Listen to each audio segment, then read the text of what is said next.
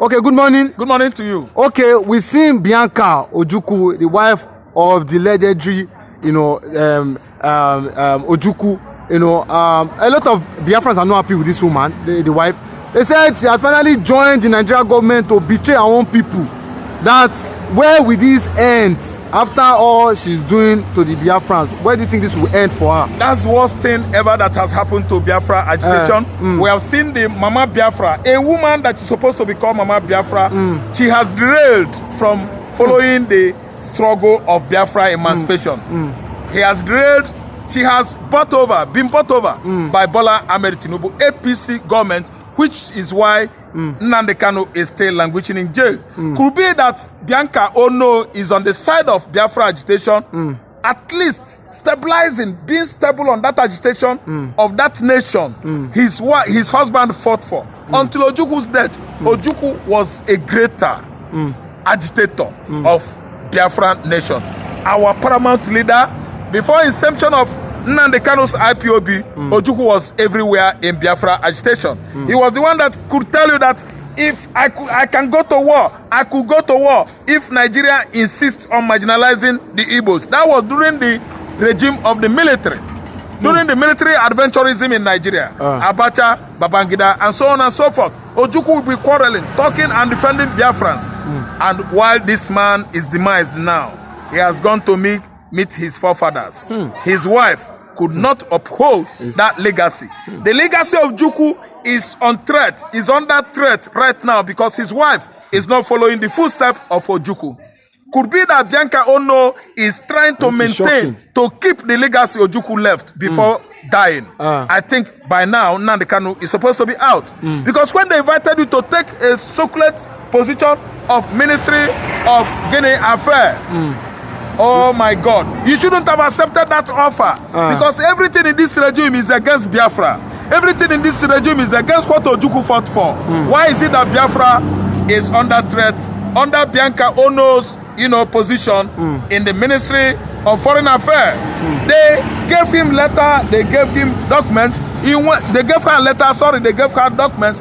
He went as far as meeting Finnish ambassador in Nigeria here. They had closed door meeting together with TINUBU on how to nail Biafra. Bianca could not even come out and tell us, this was what I met the Finnish ambassador for. I did not go against Biafra. She did not say that. No comment. And today, no comment. And today we see... Is it that her conscience is judging her? Her conscience is judging her. Because I know that my father, Ojukwu, will never take it easy with Bianca Ono. Ojukwu fought for this legacy. Ojukwu fought for the sovereign state of Biafra. Ojukwu fought for emancipation of Biafra some 57, 56, 58, 54 years ago. And he actually prevailed on Nigeria. Nobody was conquered. Nobody was vanquished. Because of the kind of resilience, courage Ojukwu actually, experienced, expressed, and explained into Biafra struggle. That's why Nigeria could not prevail on Biafra. If you ask Gowon today, Gowon would tell you that if not because of Britain, if not because of Egypt, Chad and Algeria, and so on and so forth, Biafra actually won the war. Because we did not use weapons. They were supplying them with all manners of weapons from Britain, from Egypt, from Russia. Russia actually fought for Nigeria because Ojukwu'S agreement with Russia could not work. Russia came and told Ojukwu that they are going to use our oil for 10 years. Ojukwu did not disagree. Ojukwu did not agree. Ojukwu was thinking that 10 years was too much. And today, 10 years was elapsed since 46 years ago. Imagine. That's a very long time. That's a very long time. Ojukwu would have agreed. But the young man could not. He was just a mere 33 years then. A small boy. And today, that agreement would have elapsed. And Russia would have fought for us. Nigeria wouldn't have won.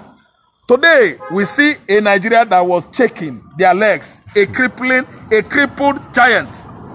A crippled giant. A giant that is sick. A giant that is hungry. A giant that is confused. And today, we see a widow of Ojukwu aligning with Nigeria to bring Biafra down. I want Bianca to stand up now. Now is earlier. Very, very earlier for him. than expected. To go and ask Bola Ahmed Tinubu to allow Nnamdi Kanu to be. To go and ask British government the reason why they could not see anything good in Biafra. Bianca is supposed to take a trip from Nigeria office of Foreign Affairs Ministry to White House Oval Office to actually update Donald Trump reasons why Biafra should be what? Emancipated. Biafra under Bianca should actually do well because her husband is the father of Biafra. Bianca is not doing enough. If you ask me, that's why he accepted such position. Nnamdi Kanu is staying over 50 months in prison and Bianca is enjoying in the Ministry of what? Foreign Affairs. Bianca is supposed to go further than that because Ojukwu, her husband, is the founder of Biafra. Biafra is not doing well under Bianca Ono's appointment. The appointment given to her, second-class appointment, she's not even the Foreign Affairs Minister. Someone is ahead of her. Why should she accept such offer? Her husband was a billionaire until death. Nobody could size up the kind of wealth Ojukwu amassed for Biafra before dying, for Bianca before dying. But why is it that Bianca is this very unconcerned, very concernless about Biafra struggle? In fact, every Igbo man should be asking himself question now. Is this the really Bianca Ono that Ojukwu married some 33, 32 years ago?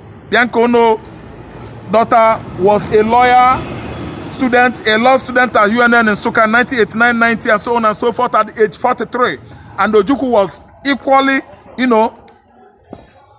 a good friend of Ono, who was gradually coming to ask her hand in marriage then. Ono was alive. And until 1991, the wedlock was sealed. They actually became husband and wife. That is 91. It was just a 3-year-old marriage. And today, we are seeing a Bianca that has deviated, walked out of the premises, the venue of Biafra agitation, looking towards Nigeria corrupt administration of Bola Ahmed Tinubu. I think Bianca Ono is supposed to be asking herself question now. How is Ojukwu feeling? How is it felt to look down on the warlord that died many years ago? Not uncelebrated, but celebrated worldwide. Yes, Cote d'Ivoire celebrated Ojukwu'S death. Ghana honored him under Jerry Rawlings. And Nigerian government under Jonathan gave him a befitting burial, a state burial that is fitted for an army general. Why is it that women are insatiable? That is the only question I ask in regard of what Bianca Ono is doing right now against Biafran nation. Why is women, especially Nigerian woman, insatiable? Nigerian woman is never satisfied no matter what we've done for her. Do you know the kind of houses, estate left for Bianca Ono by Ojukwu? Still, Bianca Ono could not stand firm supporting agitation for Biafra emancipation. Today, we've seen a Bianca Ono that is aligning with Nigeria to bring down Biafra agitation. It is very, very uncalled for. Injustice of the highest order of an Igbo woman against his Igbo, kinsman, his or her Igbo kinsman. I think Bianca Ono is not getting it right. As I'm talking to you now, not everybody in Igbo land is happy with her.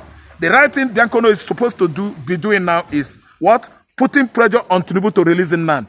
Nobody will come out and tell me that Igbo man is in charge of Nnamdi Kanu's case. It is a lie. They are using it as filthy excuse. They are using it as a brainwash to fast track the space of Biafra agitation. The head of Nigeria government is Tinubu. He has right to let Nnamdi Kanu go. This Yoruba story of a thing, it has gotten out of hand. They are using it as a deception to procrastinate, delay Biafra emancipation on a platter of peace. I think the earlier the better. The earlier they understand reasons and why Nnamdi Kanu should be let off the hook of the SS facility, the earlier they realize how peaceful it is supposed to be when referendum is conducted for Biafra to go. I rest my oar here. Okay, but we saw lastly, we've seen, you know, a lot of prominent Biafrans come out to slate Bianca as regards, you know, betraying, you know, the Biafra cause. They are right. But do you not think they are right? But are you not looking at it another way that she might be innocent of this? It's not possible. She might not be. She may not have been innocent. Why did she receive such offer? Is it because she received? Listen, from the enemy of the Igbos. Listen and listen good. TINUBU regime is a regime of the enemy of the Igbos. But when she assumed office, she said TINUBU, she will within our power, she will make TINUBU release Nnamdi Kanu. But he has now started listening to Nnamdi Kanu's brothers, the Igbos. They are the one that doesn't want Nnamdi Kanu to come out. Nnamdi Kanu's kinsmen, the Igbos from Owerri, they are the one that did not want Nnamdi Kanu to come out. Igbos, check yourself well. All these are schemings. Schemers, the ability to deceive in your brain and play the role of serpentine roles of deceiving fellow man. That is the meaning of schemer. That schemer in their brains, no matter how they work it, Igbo man, we are very, very intelligent. Wherever you are going, Igbo man knows before you reach there. We know where they are going by singing and singing on social media. Igbos are the trouble. Igbos are the problem. Look at VDM. Very dark man. What has he done since in regard of liberation of Nnamdi Kanu? What has he done since in regard of releasing Simon Ekpa, that Simon Ekpa is free of all the charges? VDM, I like what you are doing, but stop using your platform to bring down Biafra. Those lawyers you buy, I think they are all well read. They are supposed to be giving you advice sometimes. There are sensitive issues you don't need to delve into. If you do it carefully, amicably, so that you don't plunge into mistake that might compel people to hate you. Everybody like you, I like you, what you are doing. But you addressing each of Biafra that way. VDM, go and do your physical studies too well. I believe you've not read enough book. If you do, what Buhari has read, what Babangida has actually revealed recently in Nigeria could not tickle you a lot, an inch or an iota. When Babangida released his books, we've actually known where he was going. All those revelations that it wasn't Igbo coup, they were all here before Buhari, before Babangida launched his book. It wasn't Igbo's coup. It was all about oil coup. It was all about Islamization of Nigeria. It was all about Fulani's ethnic antagonism that translated into the genocide of 1967. The genocide that ran from 1967 down to 1970. Fulani oligarchy orchestrated it. It wasn't Igbo coup. It was an oil war. A war to bring down a tribe that has actually turned their back on Islam. Zero tolerance of Islamic religion in Igbo land. Thank you so much.